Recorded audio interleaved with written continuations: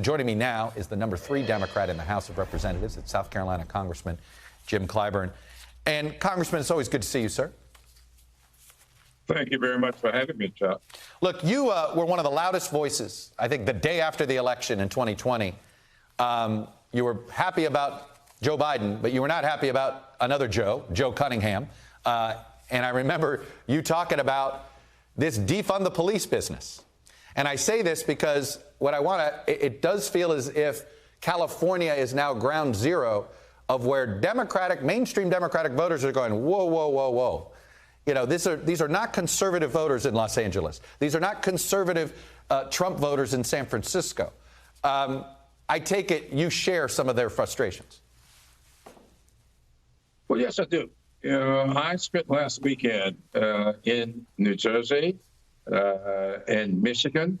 The weekend before, I was in Atlanta, Georgia, New Haven, Connecticut, and I've been talking to people, and I can tell you, people are much more interested in how they are going to navigate this life that they're trying to live, how they're going to protect their children, how they're going to really prepare for a more productive life than all of these sloganeering that seem to get us in too much trouble. And so I have been saying to all of my constituents, I've been saying to all of my colleagues, let's focus on people, their families, their communities, and stop all the sloganeering. What can this policy do to make life better for this person, this person's family, and this person's community? And forget about all the other stuff. And I think that's what we're seeing showing up at the polls these days. Do you, does this, look, a lot of these more progressive folks got elected in a little bit of the halcyon days of 17, 18, and 19 when Democrats were just motivated to do whatever it took to send a message to Trump, right? Whatever it took. And they didn't pay attention to maybe who they were voting for. They were more interested in sending a message against. Is this a rebuke of progressive governance, or is this just a reminder that you got to articulate better what you're doing? Just a reminder. No, this is no rebuke of governance. Look, I challenge anybody to show me a voting record here in the Congress that's more progressive than mine. But I spend my time talking to people and listening to people and trying to do what I can to help them navigate through all of the difficulties that they're having. I chair the select subcommittee on the coronavirus, and I know the frustration that people are having. I know people want their children not just to be safe in schools from gun violence, they also want to be safe from the kind of HVAC systems that don't work, restrooms that ain't up to par, the kinds of things. They want their children to have a good learning environment. Right. And we need to talk all of that holistically, not just what may be the order of the day, but what may be on people's minds as they try to get their families and their children ready for the future. Let me stay with one more political topic for you. I want to play you a quote from Henry Cuellar. He's somebody you campaigned for. It looks like he has survived his runoff. But he's very opinionated about the progressive movement these days. Let me play something he said, and I'm curious of your reaction. There's a left sector of our party that feels that the only standard that should be out there is that you should agree with me 100% of the time. And that far left is trying to purify members just like the Tea Party did back some years ago against my Republican colleagues. So it's the fringes are doing this. And in my party, you got the far left that just don't understand reality. What do you make of his description of what's happening there? Are you concerned that there is a Tea Party-like purification process going on the progressive left? No, I don't think so. I think there are degrees of everything. There are some people who are farther left than I am, but I am left of the spectrum.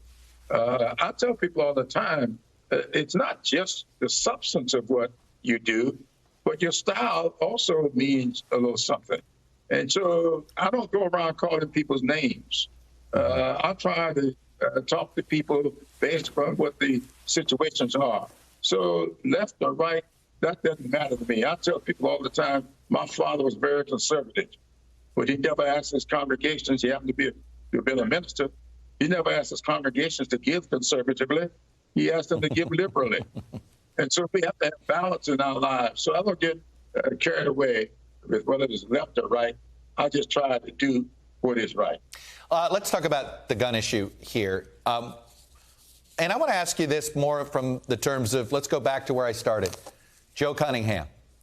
What is a gun law that can get passed that a Joe Cunningham could get elected in South Carolina and support? Now, I know he's not in Congress right now. He wouldn't be voting on, but you get the spirit of my question.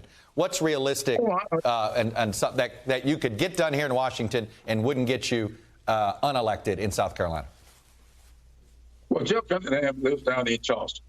He lived through the Emanuel 9. Yeah. He understood what that young man had on his mind when he bought those guns. He wanted to start a race war. We saw what happened up in Buffalo. That young man, less than 21 years old, being indoctrinated by somebody, wanted to start a race war. We keep taking all the stuff out of this equation. These things about guns cannot be limited to people who may be hunters. Your Second Amendment rights should not give you the right to buy weapons of war to start a race war. It ought not allow you to get the weapons of war and go into a classroom and tear up the bodies of little children. We have limits on the First Amendment, and there are limits on the Second Amendment as well. This whole notion that the Second Amendment rights cannot be curtailed, cannot in any way be moderated, that's just not realistic. So Joe Cunningham can vote for raising the age from 18 to 21. Joe Cunningham could vote for getting rid of bump stocks to make an automatic weapon out of just an ordinary weapon. Or what we call ghost guns, going online and making a gun that is dangerous. Right. Or what we call red flag laws. I raise a red flag if I try to deposit more than $10,000 in my bank account. Yeah. So why don't we have red flags when someone gets two big guns and go back and get 30 rounds of what we call high capacity cartridges or magazines? That ought to raise a red flag. And if you're doing it legally, then explain it to those that ask. Just like if you deposit more than $10,000, if you're not doing anything wrong, you shouldn't have anything to fear. If anybody's checking up on you, right, Congressman? That's exactly what I think. All right. Congressman Jim Clyburn, I always feel like our viewers learn something from you when you're on. I appreciate it. Thank you, sir. Appreciate you.